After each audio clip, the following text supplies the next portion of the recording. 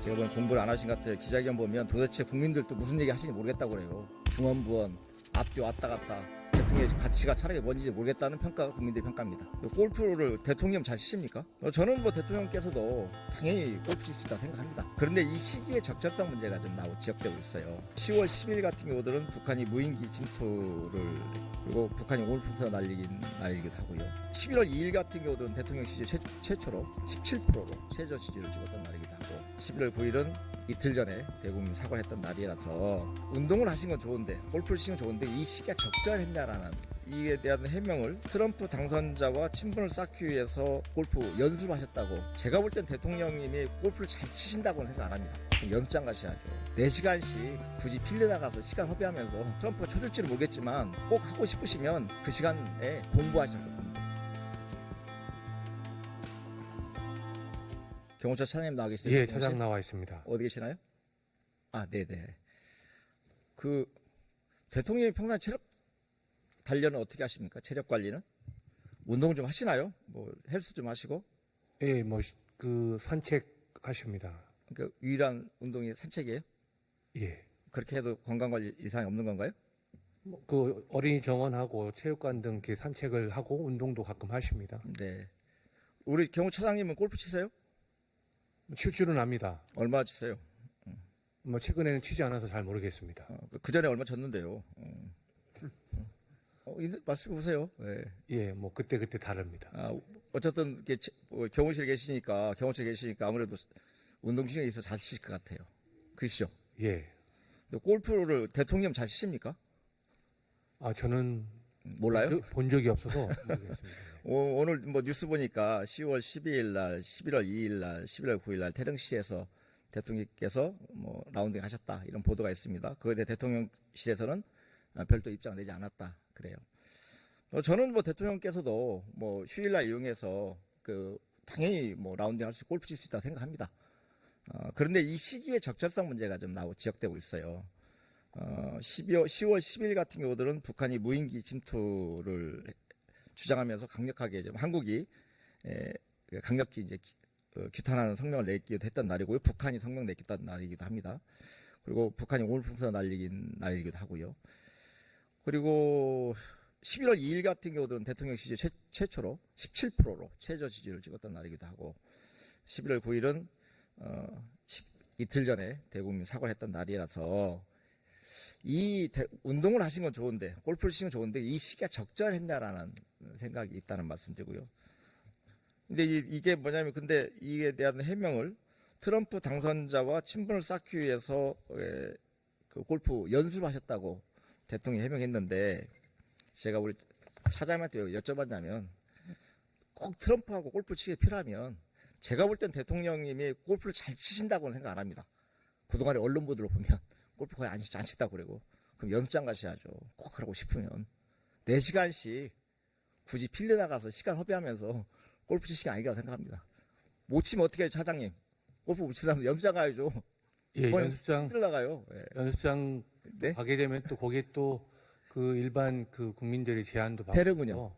태릉은 태릉은요? 요즘 또 스크린 골프장이 있니 없니 또 네. 말도 사장님, 많았고요. 예. 사장님 이거 그리고 그렇게 하시면 안 된다는 말씀 드린 거고요. 우리 대통령실에서 지금 실장도 안 계시고 정무수도 안 계셔서 박상호 과학기술수석 나와 계시죠? 네, 나와 있습니다. 저는 이렇게 좀 대신 전달해 주십시오. 꼭 트럼프와 골프를 치고 싶으시면 트럼프가 쳐줄지는 모르겠지만 트럼프 당선자가 함께 쳐줄지는 모르겠지만 꼭 하고 싶으시면 연습장 가서 골프 연습하시고 그리고 잘 못 치잖아요. 하고 그 시간에 공부하시라고 공부. 지금 국제정세가 엄혹하고 지금 한국에 패싱되면서 북한과 미국이 직접 대화를 할 수 있는 거고요. 그리고 트럼프의 관세가 높이면서 한국이 위험해질 수 있는데 골프로 얘기하는 게 아니잖아요. 시간 아끼셔서 공부 좀 많이 하시라고 전해주시기 바랍니다. 네, 대통령께 저희 참모들이 안보실과 다른 네, 알겠습니다. 참모들이 트럼프 행정부의 네. 정책 변화에 대해서 정리해서 보고 드리고 공부를 하고 계십니다. 제가 보면 공부를 안 하신 것 같아요. 기자회견 보면 도대체 국민들도 무슨 얘기 하시는지 모르겠다고 그래요. 중원부원 앞뒤 왔다 갔다 대통령의 가치가 차라리 뭔지 모르겠다는 평가가 국민들의 평가입니다. 제가 이제 교육 교부금하고 지방 교부세 관련해서 여러 차례 결산 때도 여러 의원님들이 지적이 있었고 이번 예산 심사하는 과정에도 많은 의견들이 있습니다.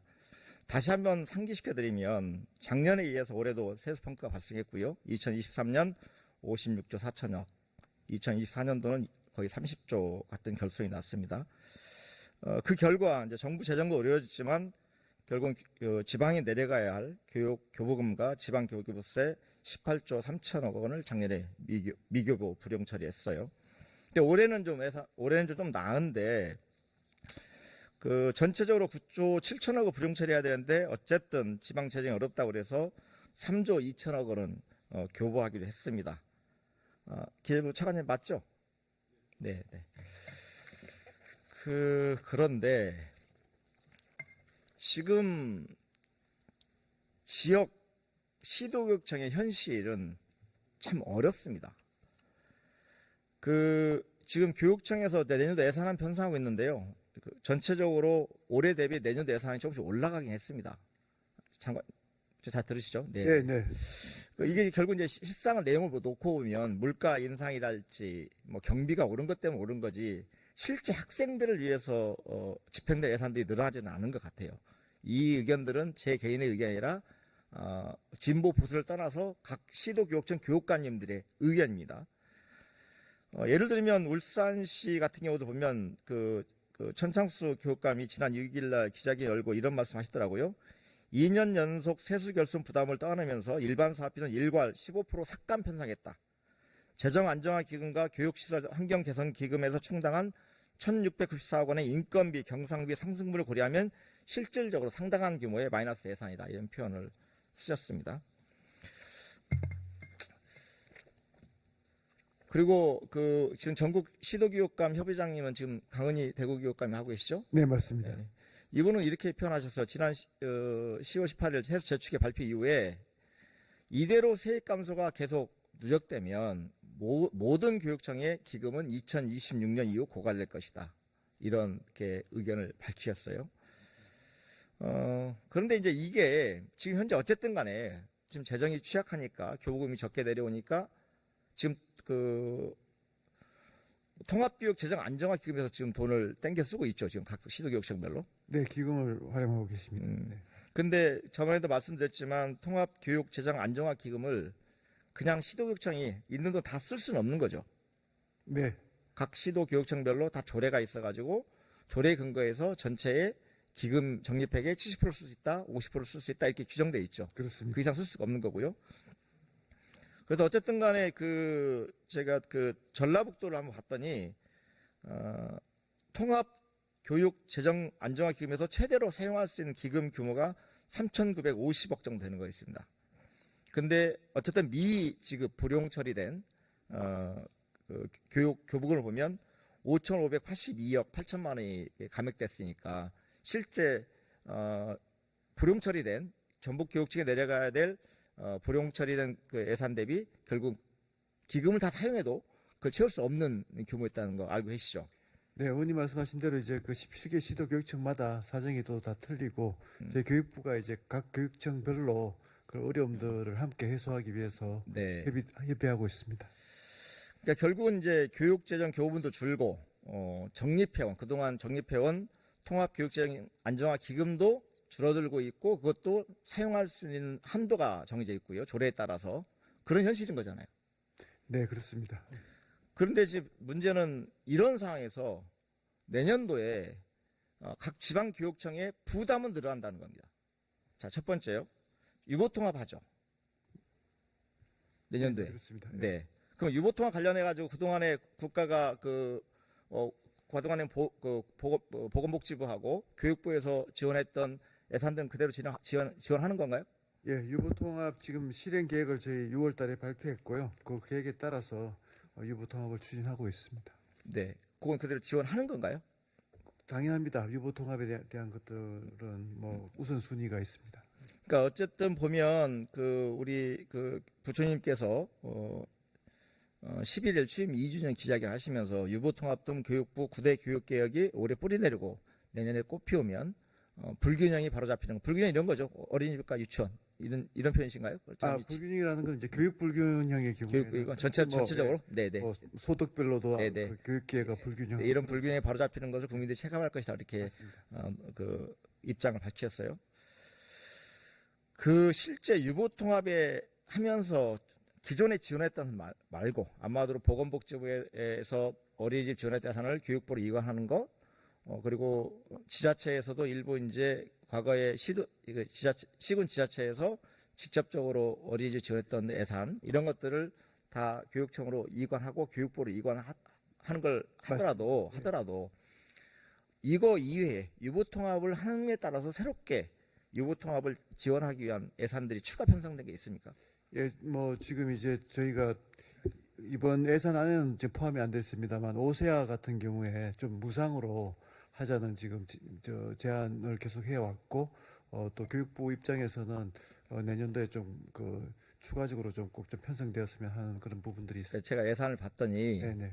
결국은 유보통합을 한다고 하면서 실제 유보통합을 통해서 불균형을 해소한다고 하셨는데 이 불균형을 해소하기 위한 예산이 없습니다. 국가의 지원 예산이 없습니다. 변동이 거의 없습니다. 저도 이제 교육청 관련해서 예산서를 다 꼼꼼히 좀 봤는데요. 이렇게 좀 살펴봤는데 예산도 증액 때 따지면 거의 미미한 수준이거나 별 의미가 없습니다. 전년도 했던 사업들 이어서 하는 사람인 거지 새롭게 유보통합 관련해서 예산이 추가된 게 거의 없습니다. 맞죠? 예, 특히 뭐 오세아 그 무상교육 네. 같은 경우 좀 이번에 추가로 좀 편성해 주십사 하는 것이 저희 교육부의 네, 요청. 그런 건데 결국은 그것뿐만 아니라 더 나아가서 결국은 그동안에 유치원 교육과 교육청이 담당하는 유치원 교육과 지자체가 담당하는 보건복지가 담당하는 어린이집 교육 간의 어떤 교육의 질을 좀 격차를 줄이고 네. 균형감 있게 그리고 그 선생님에 대한 처우 문제도 어쨌든 간에 좀 균형감 있게 하는 게 목표이지 않습니까? 네, 맞습니다. 네.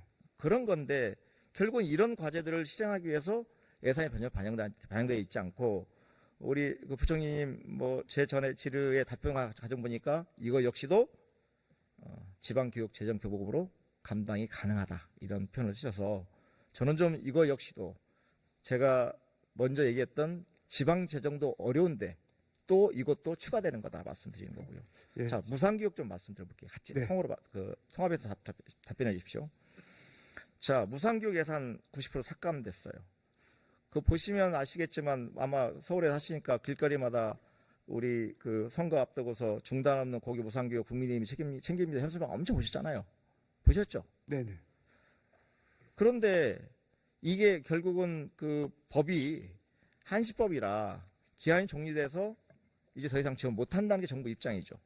그러니까 이제 뭐 여러 번 말씀이 나왔습니다만 이제 국고로 이제 하던 것을 지방비로 이제 재원을 이제 달리한다는 그런 차원입니다. 그러면 제가 다시 드리는 건데 그런 말씀을 드리고 싶은 거예요. 지금 지방의 교육 재정이 매우 취약하다라는 말씀 드리고 거기에 대해 동의하신다고 하시잖아요. 네. 그런데 계속돼서 예를 들면 이런 겁니다. 과거처럼 우리나라의 내국 세수가 많아져서 매년 늘어서 한마디로 지방 교육체 내가 예산이 많아져서 그럼 이 정도 예산이 늘어났으니 이걸 가지고서 이제 고등학교 무상교육도 지방교육청이 담당해라. 유보통합법으로 이번도 더 배정해라. 이렇게 할 수 있는데 지금은 지방교육청의 재정이 지금 다 못 내려가고 있고 교부세가 지금 애초 목표했던 만큼 세수결손이 발생하게 못 내려가고 있고 더 나가서 이게 부족하니까 기금까지 헐어 쓰고 있는 상황인데 여기에 사업만 계속 추가시키고 있다면 교육부에서 네, 뭐 기금 같은 경우에는 뭐 더 잘 아시겠지만 이제 그동안 좀 여력이 많아서 뭐 10조 이상 이제 쌓아놨다가 그걸 이제 쓰고 있는 상황이고요. 그렇지만 이제 일반 지자체보다는 교육청이 그 기금이라는 그런 이제 또 곳간이 있다는 것이고요. 또 이제 그 내년도 같은 경우에는 저희가 추계를 해보면 한 3.4조 정도 이렇게 이제 여유가 있는데 그 부분에서 이제 증가가 있습니다. 그 증가액에서 저희가 뭐 추가로 소요되는 뭐 AIDT라든가 지금 말씀하신 유보통합이라든가 이런 것들을 다 감안해도 저는 여유가 있기 때문에 저는 결론은 전체 각 시도 교육청에서 세출 구조가 실제 인건비, 학교 운영비 등 경지성 경비 비중이 몇 프로 되는 줄 아세요? 뭐 굉장히 높습니다. 70%입니다. 예산 규모는 큰 것 같지만 결과적으로 30% 정도밖에 교육 사업에 투여할 수 없는 규모입니다, 지금. 네, 참 유감스럽게도 아까 서지영 의원님께서 그런 말씀하셨어요. 감사원의 그 직원 규모와 예산 규모를 말씀하셨거든요. 부총리님, 전국에 있는 교직원 숫자 몇 명입니까? 뭐한 40만. 40만 명입니다. 감사원 직원 숫자 몇 명입니까? 한 1,200명 정도. 1,200명의 조직하고 40만 명의 교직원 있는 조직과 같은 예산에 같이 비교할 수 있습니까? 교직원만 있습니까? 네, 뭐 저희 그런 말씀 드린 거고 결국은 지금 정부 재정이 결국은 부자감사성에서 세수가 적게 거치니까 결국은 이게 관련 연동돼서 지역에 내려갈 교부금이 적게 내려가고 있는데 요거에 이 적게 내려가는 교부금에 추가로 사업들을 계속 붙여나가면서 이 부담을 오롯이 지방교육청에 전가하고 있다. 결국 이 피해는 고스란히 지금 교육받고 있는 초등학생, 중학생, 고등학생에게 피해가 갈 거다. 이런 말씀 드립니다. 저희가 뭐 아까 뭐 서지영 의원께서도 지적하셨지만 1인당 교육비는 계속 지금 증가하고 있고요. 그리고 아까 그것도 말씀드리고 싶었는데요. 그런 표현이더라고. 복지성, 선심성, 현금 지원. 시골 학교 혹시 가보셨습니까? 네, 뭐 많이 다니고 있습니다. 읍내가 아니라요. 실제 마을 다니는 학교를 가보면 아이들 숫자 많지 않아요. 근데 현장학습 갈 때 돈 1,000원을 못 갖고 갑니다. 형편어려워서. 선생님이 돈을 주기도 하고 뭘 사주기도 하고 그래요. 이런 아이들 지원해주면 안 됩니까? 학교에서? 네, 뭐 지방교육 재정에 있어서 좀 더 효율화하고 그런 학생들 지원해주면 안 되는 거예요. 교육 입장에서? 뭐 저희가 학생들 우선으로 지원을 좀 네. 하게 하는 거는 뭐 당연히 그리고요. 해야 우리 되고요. 이제 행안부 관련 우리 지뢰 좀 드리겠습니다. 행안부 쪽에. 자, 지방교부세 장관이 많이 줄었죠. 네. 예. 또 시간이 많지 않으니까 좀 요약해서 말씀드려갔는데 결국은 이제 지방재정이 취약하면서 통합재정 안정화기금을 사용해서 운영을 일부 하고 있어요. 네. 그에 불구하고 통합재정 안정화기금이 지금 영원히 지자체도 많죠. 네, 좀 있습니다. 예. 그래서 그런 데들은 지금 작년에도 지금 지방채 발행을 했고 네. 올해도 지금 지방채 발행을 또 준비하고 있고 내년을 위해서 그렇게 하고 있는 걸 알고 계시죠. 네. 그리고 통합재정 안정화기금 같은 경우 또 조례에 의해서 교육청과 마찬가지로 조례에 의해서 그 해 연다 당해 연도에 쓸 수 있는 금액이 한정되는 것도 알고 계시죠. 네, 네. 그리고 올해 같은 경우도 지금 그 지방채 발행 관련해 가지고 그 행안부에다가 지방채 발행 관련돼서 신청을 한 게 있죠. 발행 수요조사 하셨죠. 올해 2024년도. 예, 24년도에 지금 얼마? 교부세 감소로 인한 지방채는요. 세종시가 유일한 곳입니다. 37억 원입니다. 그러니까 지방 같은 것도 아시다시피 네. 양도세랄지 그 지방에도 지금 재정 수요가 적은 데다가 네. 결국은 지방에서 지금 재정 자금 매우 취약한 지방 소도시 같은 경우들은 정부의 교부세 지원을 통해서밖에 살 수가 없는 거잖아요. 네. 그러잖아요. 근데 교부 자체가 적게 내려오니까 어떻게 해요?